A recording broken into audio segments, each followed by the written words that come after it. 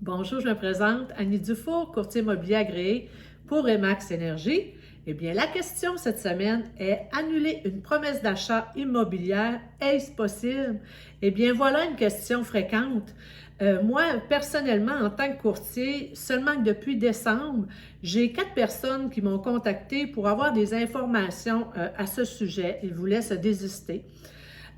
Donc, ce qui est important de savoir, c'est qu'une promesse d'achat, c'est un engagement qui est ferme. Hein? Une promesse d'achat, c'est un formulaire qui a été créé par l'OASIC.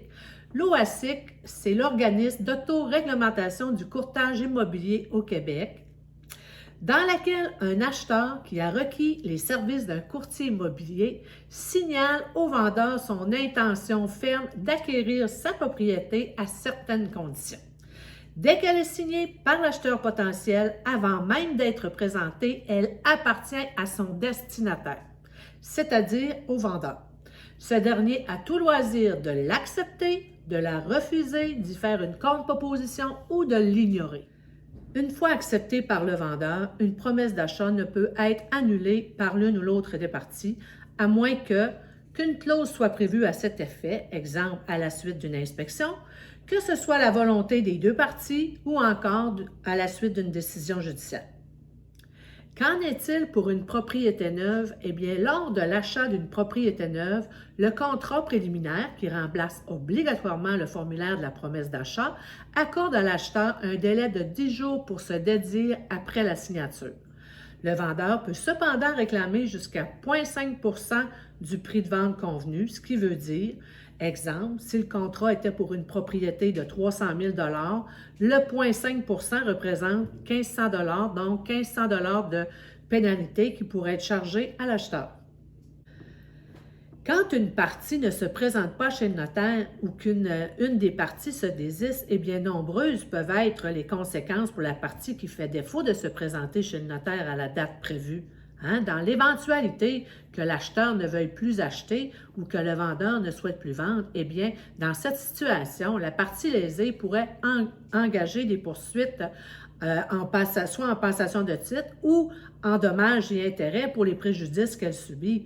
Cette dernière devra alors communiquer avec son conseiller juridique afin de bien se renseigner sur les procédures à entreprendre. Prenons par exemple une chaîne de promesses d'achat. Pour comprendre, eh bien, on a un vendeur en haut qui, lui, ne veut plus vendre à son acheteur, mais son acheteur, lui, avait promis de vendre sa maison à un autre acheteur. Puis l'autre acheteur, tu sais, on descend comme ça la pyramide, là. Parce que moi, ça m'est déjà arrivé d'avoir une chaîne de 5 maisons. Donc, on peut-tu s'imaginer le montant qui peut être réclamé pour les préjudices subis à tous ces gens-là, aux vendeurs en haut de la pyramide? Eh bien, ça peut être surprenant. C'est des grosses transactions, fait que les montants, là, ça va vite quand même. De même, en vertu des clauses 7.6 et 10.7 du formulaire de la promesse d'achat, eh bien, tant le vendeur que l'acheteur en défaut pourraient être tenus de dédommager l'agence ou le courtier agissant à son compte qui représente l'autre partie en lui versant des dommages et intérêts équivalents à la rétribution à laquelle il aurait autrement eu droit. On s'entend que lorsque la transaction est rendue chez le notaire, eh bien, le courtier, lui, a tout fait son travail. C'est normal qu'il reçoive sa rétribution. Donc, finalement, avant de vous engager dans une promesse d'achat, bien, pensez-y comme il faut, parce que c'est un engagement qui est ferme, donc à ne pas prendre à la légère.